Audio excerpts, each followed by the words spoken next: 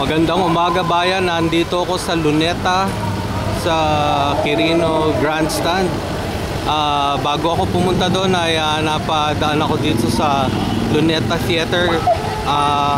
Patagal na sinihan na to dito sa may TM Calao, corner ng T Calao at Del Pilar.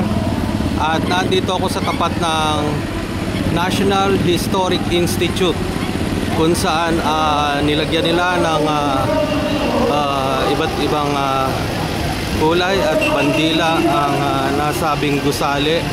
At narito ang mga kapulisan na patuloy na nagbabantay habang dumadating ang mga tao upang saksihan ang ika-15 inauguration ni President Noynoy Aquino. At narito nagdadatingan ang mga tao at narito pa ang mga ibang kapulisan at narito ang van ng TV Patrol kung saan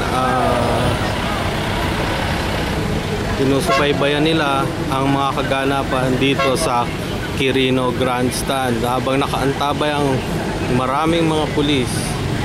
Narito ang mga sasakyan nila dito sa malapit sa Quirino Grandstand.